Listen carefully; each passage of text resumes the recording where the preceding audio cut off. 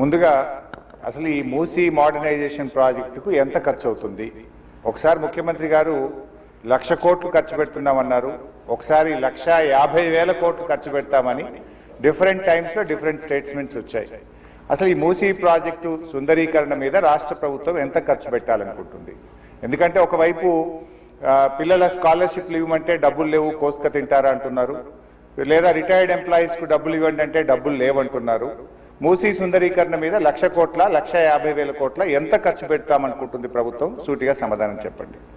2, ఇప్పటి వరకు మూసీ సుందరీకరణలో ఎన్ని నివాసాలు కూల్చివేశారు? ఆ కూల్చివేసిన నివాసాలకు 2013 భూసేకరణ చట్టం కింద పాత ఇండ్లకు కంపెన్సేషన్ ఇచ్చారా, వేజ్ లాస్ ఇచ్చారా, లేదా సింపుల్ గా కేసీఆర్ గారు కట్టిన డబుల్ బెడ్రూమ్ ఇళ్లలో అసైన్మెంట్ చేసి పంపారా? 2013 భూసేకరణ చట్టం ప్రకారంగా 14.5 లక్షల రూపాయల డబ్బు ఇవ్వాలి వాళ్ళకు, పాత ఇంటికి R&Bతో ఎస్టిమేట్ చేసి డబ్బులు ఇవ్వాలి, అదేవిధంగా సెలబుల్ రైట్స్ తో కూడినటువంటి 200 గజాల స్థలంలో కట్టిన ఇల్లు ఇవ్వాలి. ఆ రకంగా ఇచ్చారా, ఇవ్వలేదా, ఇస్తే ఎప్పట్లోకి ఇస్తారు, ఎన్ని నివాసాలు కూల్చారు? ఇంకా మీరు ఐడెంటిఫై చేసి కూల్చవలసిన ప్రభుత్వ ప్రైవేటు ఇల్లు ఎంత భూమి ప్రభుత్వ ప్రైవేట్ సేకరిస్తున్నారు? సమాధానం చెప్పండి. నంబర్ 3, గౌరవనీయులు మంత్రి గారు మాట్లాడుతూ ఆన్సర్ సిలో ఏమన్నారంటే హెచ్ఎండబ్ల్యూఎస్బి నీటిని హిమాయత్ సాగర్, ఉస్మాన్ సాగర్ లో పంపిణీ చేయడానికి చేపట్టింది. మూసీ నదిలోకి ఎప్పటికప్పుడు విడుదల చేయడానికి 2.5 టీఎంసీలు రిజర్వ్ చేయడం జరిగింది అన్నారు.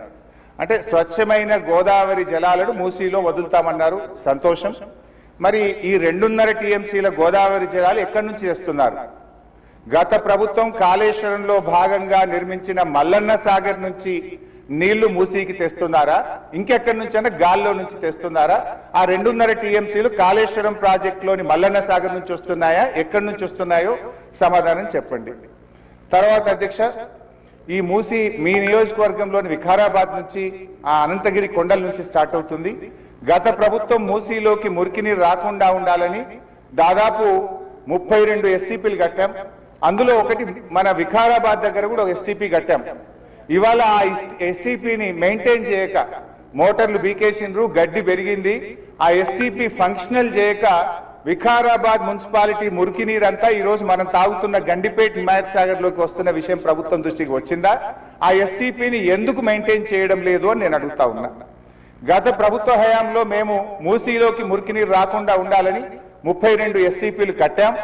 మరొక 39 ఎస్టీపీలు కట్టడానికి కేంద్ర ప్రభుత్వానికి అమృత్ పథకం కింద మేము ప్రతిపాదనలు పంపాం. అవి మంజూరు వచ్చాయా, ప్రారంభించారా, ఏ దశలో ఉన్నాయో సమాధానం చెప్పండి.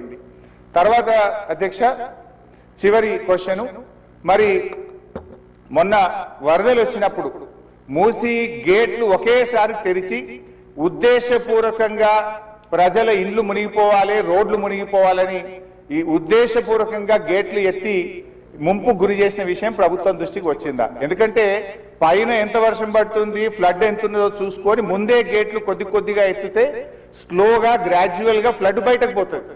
కానీ గేట్లు నింపి ఆపిపెట్టి ప్రాజెక్టు మొత్తం నిండిన తర్వాత ఒకేసారి గేట్లు తెరవడం ద్వారా ఓఆర్ఆర్ యొక్క మరి పక్కనుండేటువంటి రోడ్లు కానీ ఓఆర్ఆర్ యొక్క మన పక్కనుండే రోడ్లు, ఇండ్లు ముంపు ఉద్దేశపూర్వకంగా కావాలనే ప్రభుత్వ పెద్దల యొక్క ఆదేశాలతో ఈ గేట్లు ఎత్తి ముంపు గురి చేసిన విషయం ప్రభుత్వం దృష్టికి వచ్చిందా? ఎందుకు ఆ రకంగా గేట్లు ఎత్తారు? ఒకవేళ ప్రభుత్వానికి ఆ ఉద్దేశం లేకపోతే ఆ అధికారుల మీద ఏమైనా చర్యలు తీసుకున్నారా? సూటిగా సమాధానం చెప్పాలని చెప్పి నేను కోరుతా ఉన్నా అధ్యక్ష.